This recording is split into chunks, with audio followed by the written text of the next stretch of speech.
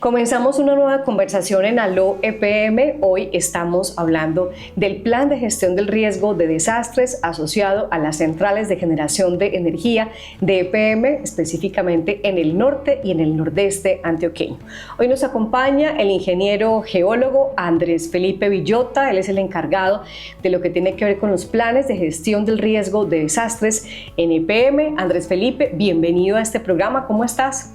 Muy bien, muchas gracias María Noemí, muchas gracias por la invitación y un saludo muy especial a todos los oyentes del programa.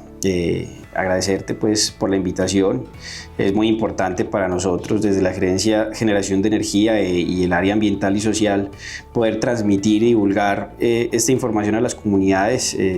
No solo pues de cómo funcionan los embalses, de cómo implementamos nuestro plan de gestión del riesgo de desastres, sino también de cómo se comportan estos embalses ante diferentes eventos que nos pueden afectar, como las inundaciones, en este caso puntual, a propósito pues de estas recientes lluvias que han generado diferentes eventos, no solo en Antioquia, sino a lo largo del país. Entonces, para EPM pues es muy significativo poder transmitir esta información a las comunidades.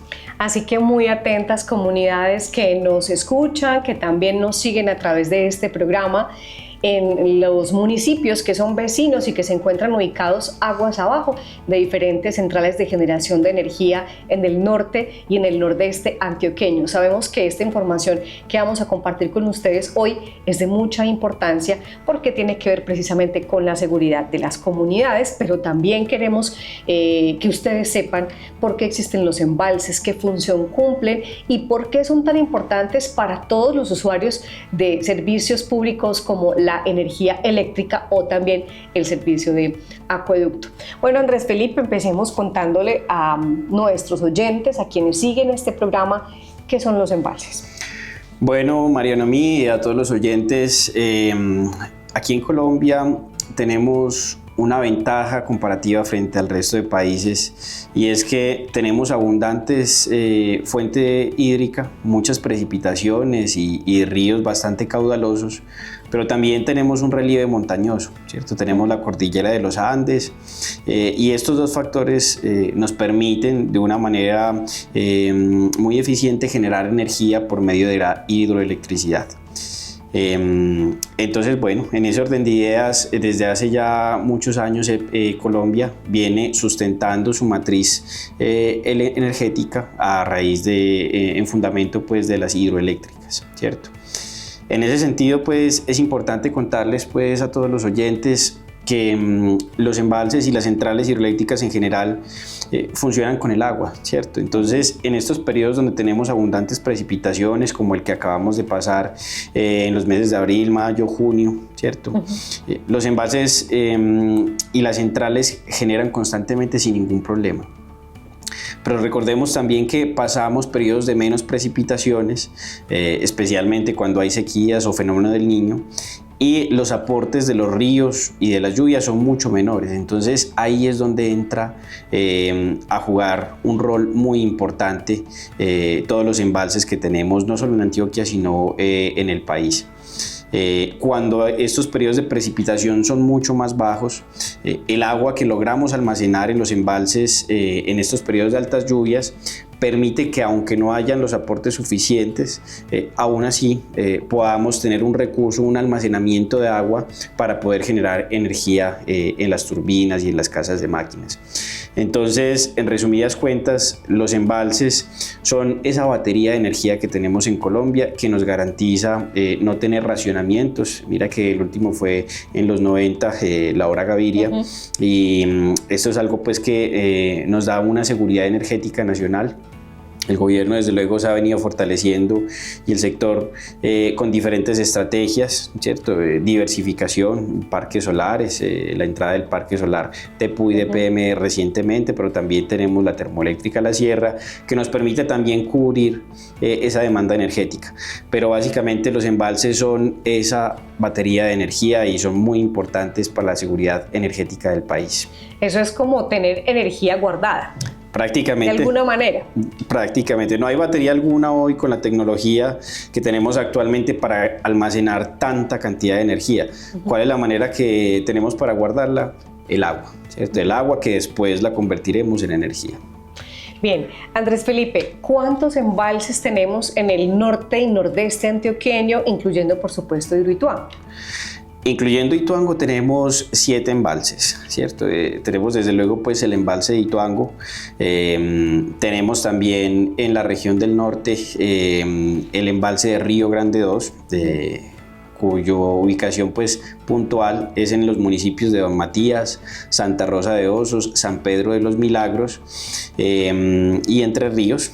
Este es un embalse muy importante, es el tercer embalse más grande de PM y es un embalse que es importante porque es doble propósito.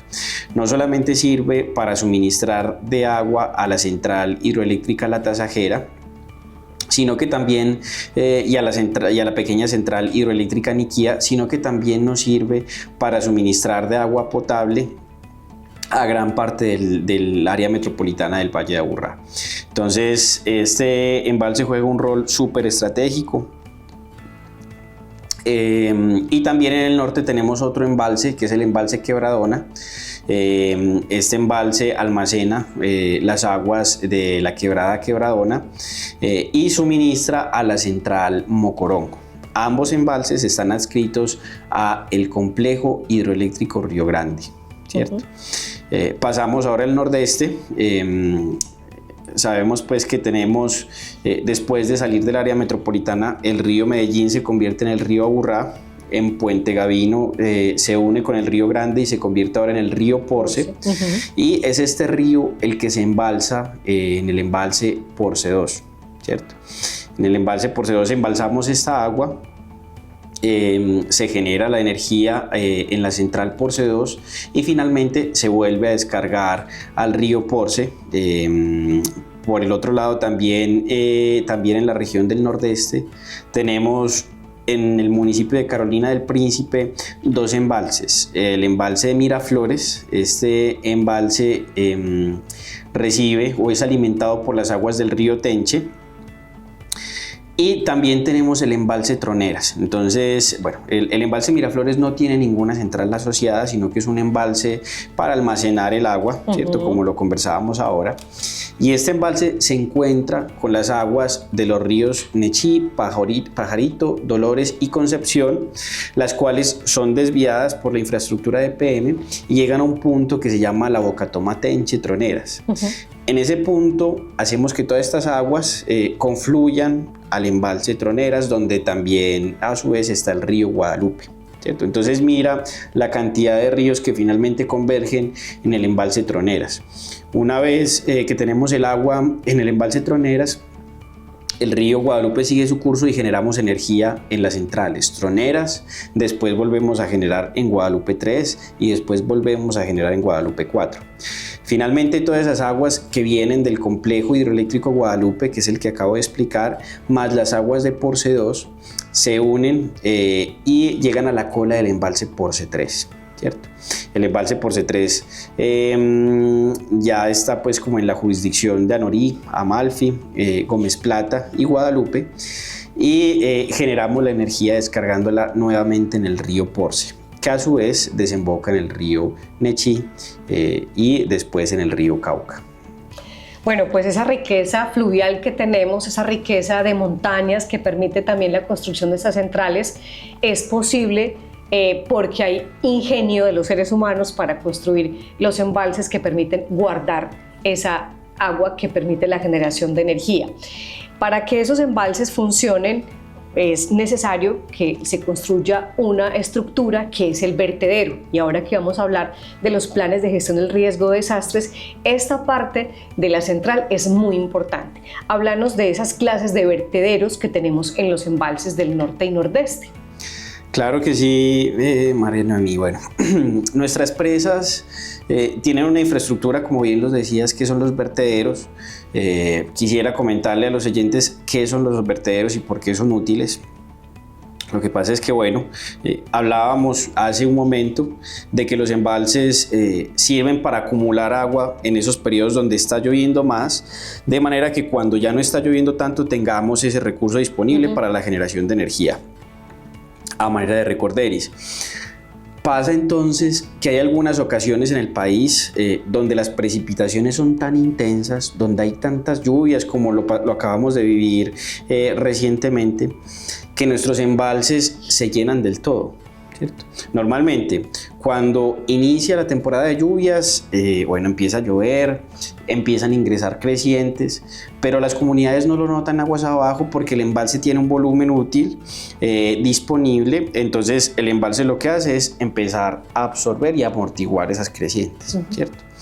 Sin embargo, llega un punto cuando las lluvias son tan intensas y el periodo es prolongado, en el que ya los embalses se quedan sin volumen útil y hay que dejar evacuar el agua que empieza a entrar, ¿cierto? Ya tenemos el embalse lleno, si nos ingresa una nueva creciente, pues esa creciente tendrá que pasar por algún lugar. Ese lugar por donde sale la creciente es el vertedero de excesos, ¿cierto? El vertedero de excesos puede ser de dos maneras: un vertedero de tipo compuertas, en donde nosotros de manera controlada y segura abrimos las compuertas del vertedero y el agua se evacúa, los excesos de agua se evacúan. Y también este tipo de vertedero lo tenemos en las centrales por C3 y por C2. Hidroituango, correcto. Pero también están los vertederos a flujo libre, ¿cierto? Que son todas las demás presas que conversábamos ahorita. Estos vertederos funcionan por rebose. Hagamos de cuenta un balde que empezamos a llenar y llega un punto en el que ya está suficientemente lleno que empieza a rebosar el agua. Así, de igual manera, funciona un embalse con vertedero a flujo libre.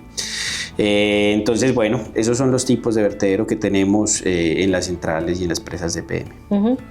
Bueno, entonces nos hablabas ahorita un poco de que en muchos casos los embalses cumplen una función de regulación del exceso de agua que viene por los ríos que se almacenan en los embalses. O sea, podemos decir que los embalses también tienen otra función de regulación de las crecientes. Claro que sí, claro que sí. Lo hablábamos ahorita, cuando llegan estas crecientes y los embalses tienen capacidad, no están llenos del todo. Entonces lo que ocurre es que el embalse sube de nivel y la comunidad que se encuentra aguas abajo no percibe estas crecientes, ¿cierto? Ya empiezan a percibirlas es cuando el embalse se llena del todo y ocurren vertimientos. Pero te cuento que el tema de los vertimientos no es tan típico, o sea, no quiere decir que en cada temporada invernal nosotros vamos a verter. Mira que por lo menos en Porce 3 hemos vertido ya 5 o 6 veces este año, pero no vertíamos desde el 2022, ¿cierto? Entonces, generalmente esto ocurre cuando hay unos inviernos muy prolongados, unas temporadas de precipitación muy prolongadas, pero no solo prolongadas, sino también intensas. Como la que acabamos de pasar. Sí, como la que acabamos de pasar. Ya veíamos pues también afectaciones no solo en Antioquia, sino en todo el país por el tema de inundaciones, y de hecho el país declaró situación de desastre, ¿cierto? Desde la presidencia de la República. Bien. Andrés, pues háblanos un poco precisamente de esos planes de gestión del riesgo de desastres de las centrales de generación de energía, porque como bien lo dijiste, pues los embalses son estructuras que permiten el almacenamiento del agua para la generación de energía, también regulan las crecientes, nos permiten almacenar agua sobre todo en épocas de verano. Pues también ser vecinos de un embalse tiene un riesgo que, si bien se puede controlar, no es inexistente. Entonces, aquí entramos a hablar de esos planes de gestión del riesgo de desastres que tiene EPM en todas sus centrales de generación, específicamente en lo que tiene que ver con el funcionamiento de los embalses. Así es. Para empezar a hablarte de este tema, voy a tocar un tema que puede ser muy aburrido, y es la norma, ¿cierto? A muchos no nos parece tan divertido el tema normativo, pero es muy importante, claro, porque es lo que determina, ¿cierto? Y lo que fundamenta los sustentos y los cimientos de toda la gestión que vamos a desarrollar. Entonces, históricamente pues el país ha vivido muchos desastres, ¿cierto? Desde el sismo de Popayán, Armero, ¿cierto? En el 2011-2012 hubo una niña tan fuerte y desastres pues en todo el país que conllevó a la creación de una norma. Esa norma es la Ley 1523 de 2012. En esta norma se establece una política nacional de gestión de riesgo de desastres, y bueno, también necesitamos un sistema de cómo vamos a interactuar para gestionar todos estos riesgos. Entonces se crea el Sistema Nacional de Gestión del Riesgo de Desastres. hay varias cosas muy importantes de esta norma. Se establece pues que la gestión del riesgo de desastres es responsabilidad de todos los habitantes del territorio colombiano. Eso nos incluye a nosotros como empresa pública y privada, eso incluye a las autoridades territoriales y eso incluye a las comunidades. Entre todos debemos de hacer gestión del riesgo de desastres. Hay algo particularmente en esta ley, el capítulo 3 establece todo el tema de instrumentos de planificación. En los municipios tienen sus planes municipales de gestión del riesgo, sus estrategias municipales de respuesta a emergencias, pero de la misma manera el artículo 42 de esta ley nos establece que las empresas prestadoras de servicios públicos, las empresas que hagan obras civiles mayores, actividades industriales u otras generadoras de riesgo deben de realizar análisis de riesgos específicos. Entonces, EPM en sus centrales hidroeléctricas no solo es una empresa prestadora de servicios públicos que debe de tener todo muy seguro para que en caso de que se materialice un desastre podamos garantizar ese suministro de energía y facilitar todas las actividades de recuperación, sino que también tenemos obras civiles mayores. No sé si has tenido la oportunidad de estar en una presa, son infraestructuras gigantescas, en varias. Muy hermosas, muy bonitas, pero imagínate también los riesgos que puede conllevar si no gestionamos de manera adecuada todas estas presas y esta infraestructura. Y no solo el tema de las presas, tenemos sustancias químicas, se pudieran generar incendios, explosiones, derrames, fugas, entre otros escenarios. Entonces, bueno, la norma lo establece en el artículo 42, después en el 2017 se crea un decreto reglamentario, el decreto 2157, y nos dice, bueno, vamos a detallar cuál es el paso a paso, cuáles son los contenidos mínimos que debe tener ese plan de gestión del riesgo, y en ese orden de ideas pues es que EPM empieza a realizar la formulación de sus planes de gestión del riesgo de desastres. Básicamente estos planes tienen 3 procesos, todo el proceso de información general, ¿cierto? Todo el tema de generalidades, pero ya entrando en materia tenemos conocimiento del riesgo. Es necesario saber y entender, identificar cuáles son los riesgos que están presentes en el territorio, tanto los que estén independientes de la operación de EPM y que ocurren esté o no EPM, pero también aquellos que nosotros generamos con nuestra operación. Debemos identificarlos, pero no solo identificarlos, también debemos valorarlos. ¿Cómo los valoramos? Hacemos un análisis de antecedentes históricos, hacemos una valoración y zonificación de la amenaza. Para los que de pronto no tengan familiarizado el nombre de amenaza, la amenaza es esa probabilidad de que un evento peligroso ocurra, ¿cierto? Valoramos y zonificamos, hacemos unos mapas de amenaza, también hacemos unos mapas de vulnerabilidad. La vulnerabilidad entendida como, bueno, ¿qué tan frágil soy yo a que ese evento me genere daños? Te doy un ejemplo. No es lo mismo una vivienda construida en madera que una vivienda construida en concreto, ¿cierto? Una va a ser más vulnerable que otra. Entonces, en estos planes hacemos la valoración de la vulnerabilidad, no solamente en términos de infraestructura, sino también, por ejemplo, en términos sociales.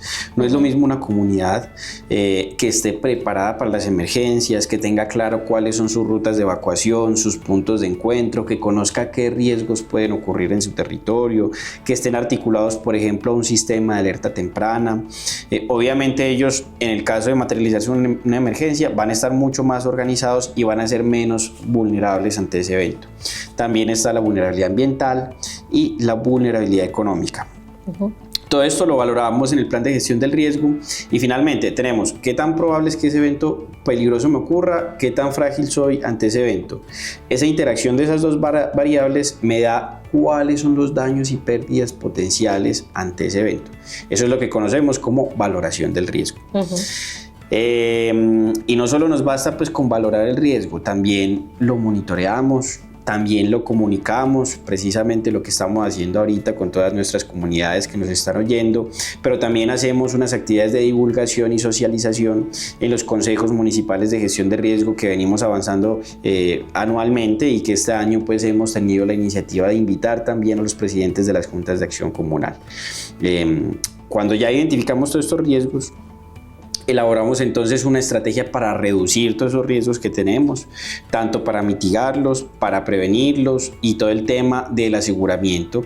Y finalmente, pues pese a que hagamos una gestión muy proactiva en el tema, no estamos exentos a la materialización de un escenario. Siempre va a poder materializarse un sismo muy grande, entonces es necesario estar preparado. Entonces, en ese orden de ideas, tenemos capacitaciones a los brigadistas, ejercicios de simulacro que los hemos hecho con las mismas autoridades territoriales y de equipos de respuesta y demás acciones que nos permitan estar preparados y responder efectivamente cuando ocurran estos eventos. Básicamente ese es el plan de gestión de riesgo de desastres. Bueno, ¿qué contempla el plan de gestión del riesgo de desastres de las centrales de generación de energía de EPM en lo que tiene que ver con la comunicación con esas comunidades, especialmente esas que se encuentran aguas abajo?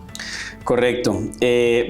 Contarte que tenemos una estrategia de comunicación en el marco de toda la gestión de riesgo de desastres ante actores externos, en este caso comunidades, consejos municipales de gestión de riesgo de desastres, y en el marco de esa estrategia de comunicaciones que hemos venido desarrollando los ejercicios de socialización y divulgación en cada uno de los municipios. En cada uno de los municipios tenemos un aliado que es la Cruz Roja, un aliado que tiene muchísimos años de experiencia en todo este tema de gestión de riesgo de desastres y hemos venido trabajando con ellos conjuntamente desde hace muchos años también. Entonces vamos con ellos a los territorios, les contamos a las comunidades y a las entes territoriales, bueno, vengan, estos son los riesgos que identificamos en el territorio, estos son los riesgos que se pueden generar desde la operación. No basta con eso, sino también es importante que ya los consejos municipales de gestión de riesgo armonicen toda esa información con los instrumentos propios, es decir, retomen todo lo que les aporte para su plan municipal de gestión del riesgo, su estrategia municipal de respuesta a emergencia. Entonces, eso en términos de divulgación. Este año, pues, como te contaba, venimos teniendo la iniciativa de invitar a los presidentes de las juntas de acción comunal. Realmente es muy confortante para EPM cuando hay esa asistencia significativa y ver pues como ese interés de las comunidades en las preguntas que elaboran, en la atención que ponen, en su participación, y de verdad que ahí es que uno se da cuenta pues que la gestión de riesgo de desastres es un proceso social, ¿cierto? Es un proceso social. Eso por un lado.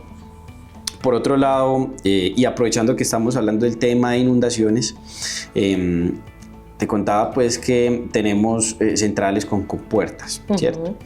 En este caso, pues cuando tenemos compuertas es posible saber con un poco de anticipación, no mucha, cuándo vamos a operar estas compuertas. Y cuando sabemos, tenemos todo un protocolo de notificación a las comunidades. En específico, en PORCE 3 tenemos un manual de operación segura. El manual de operación segura establece un mecanismo de comunicación por diferentes vías. Correo electrónico ante los consejos municipales de gestión de riesgo de desastres de El Bagre, Zaragoza, Nechí, Anorí y Amalfi, pero también cadenas de WhatsApp a todos los líderes comunitarios que están ubicados en el cañón del río Porce. Sabemos pues que el cañón del río Porce tiene bastantes actividades económicas cercanas a su cauce, entonces es muy importante y toma muy relevancia la comunicación del riesgo puntualmente ante escenarios de vertimiento. Entonces realizamos el despliegue, solicitamos la confirmación del recibo de la información y son estas comunidades quienes empiezan a replicar a todo el territorio la maniobra de apertura de compuertas.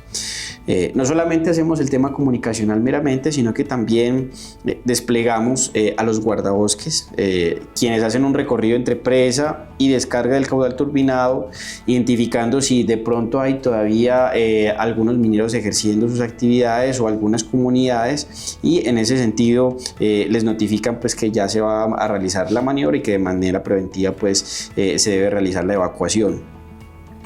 Además, también tenemos un sistema de sirenas, ¿cierto? Estas sirenas se activan de manera previa y durante el ejercicio de apertura de compuertas y de todas maneras, pues, y que no sobre la redundancia, hacemos esta apertura de manera gradual para que en el remoto caso de que haya alguien en el río todavía, esta persona pues empieza a evidenciar los incrementos de caudal que se realizan de manera paulatina en un tramo de 1 hora. Entonces, bueno, básicamente ese es el tema que hemos venido haciendo en comunicación con las comunidades.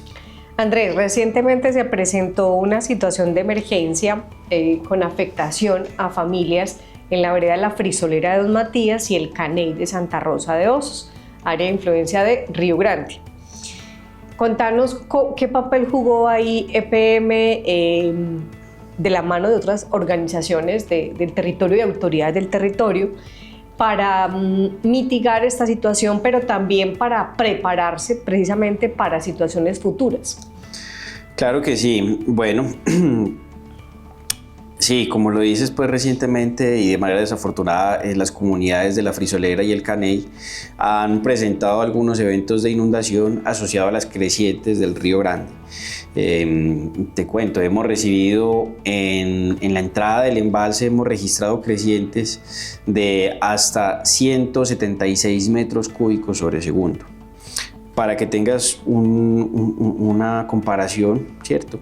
El caudal de vertimiento máximo fue, y incluso es cercano al máximo histórico que se ha vertido por Río Grande, que recordemos que es un vertedero a flujo libre, fue de 85 metros cúbicos sobre segundo, ¿cierto?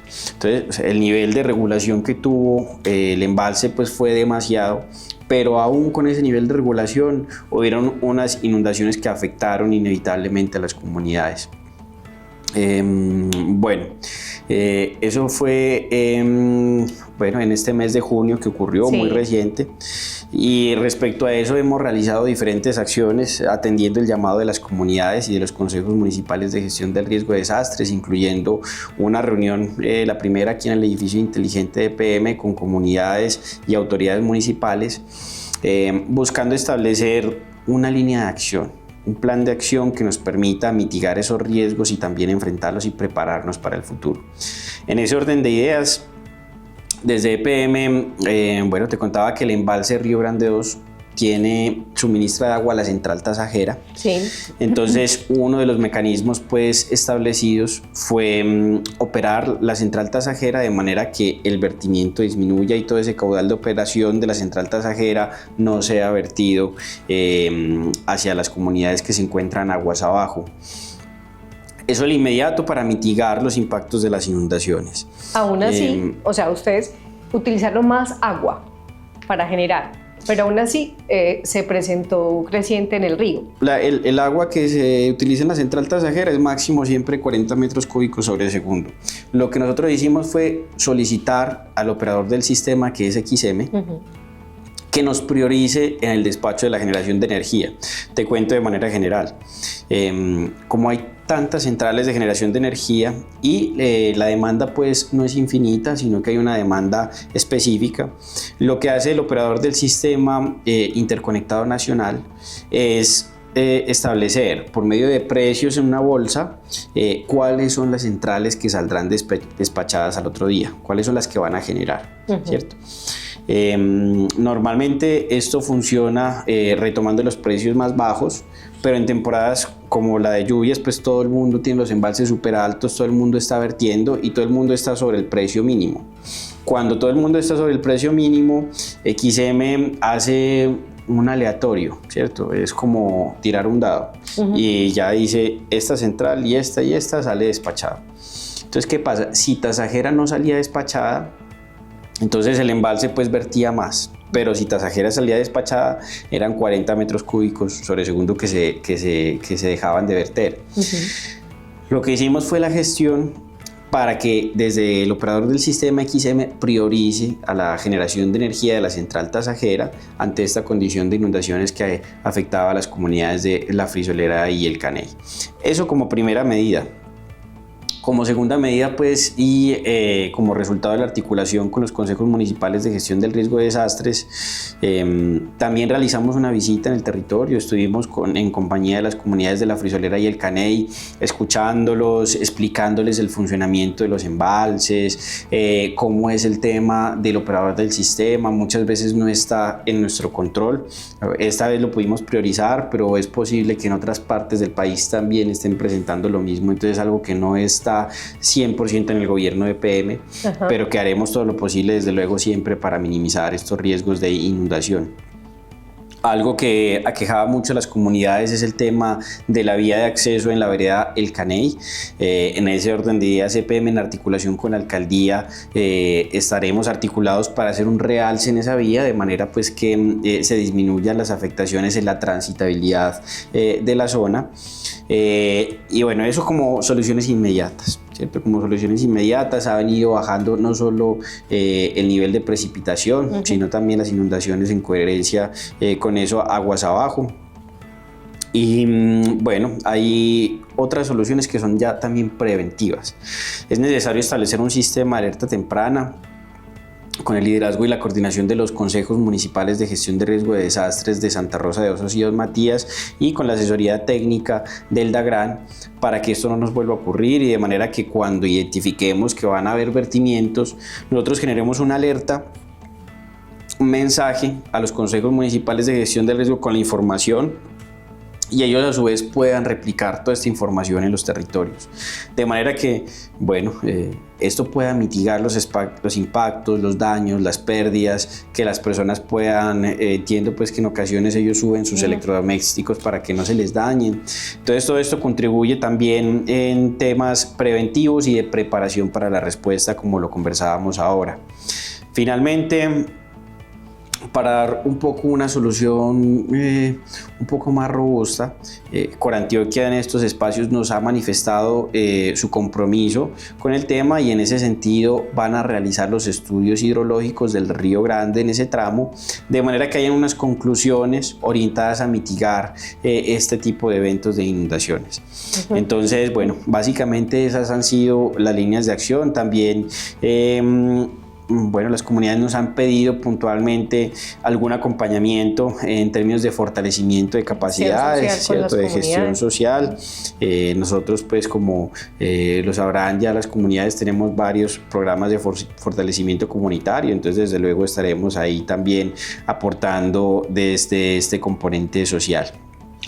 Andrés Felipe, aprovechando hoy su presencia aquí en Allo EPM, suponemos que pues ustedes trabajan con el agua, que es la materia prima para la generación de energía, entonces están como al tanto de los boletines, de los pronósticos que las autoridades ambientales hacen sobre el clima.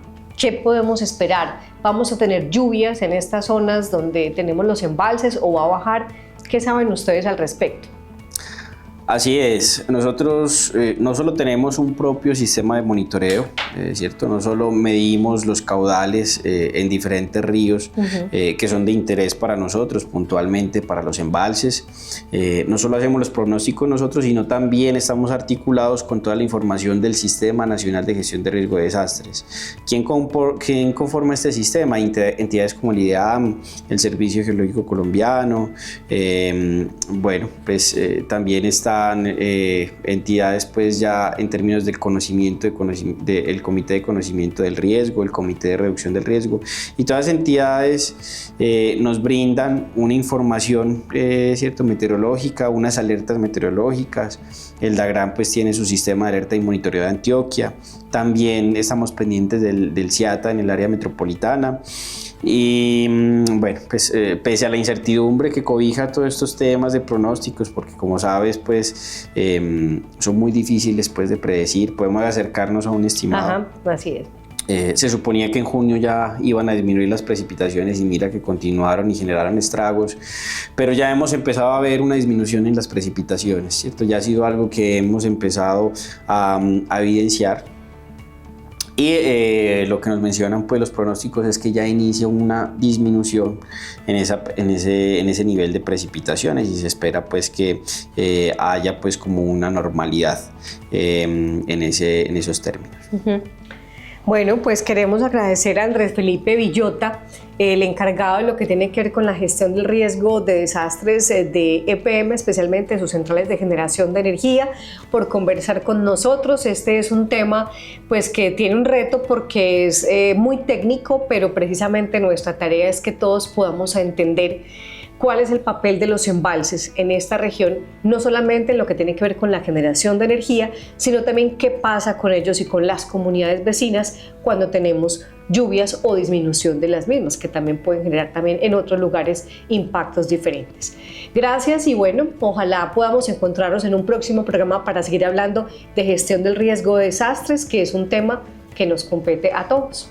Muchas gracias, María Noemí, nuevamente por la invitación. Muchas gracias a las comunidades que estuvieron pendientes del desarrollo del programa. Los invitamos pues a que sean partícipes de todos estos encuentros de socializaciones y divulgaciones que tendrán lugar en sus territorios. Es importante pues que ustedes conozcan esta información tal vez de primera mano. Les entregaremos un material que les ayude pues como a recordar toda esta información y ahondaremos pues mucho más en cada uno de los componentes que les mencionaba ahorita y podremos resolver desde luego las inquietudes que ahí nos presenten.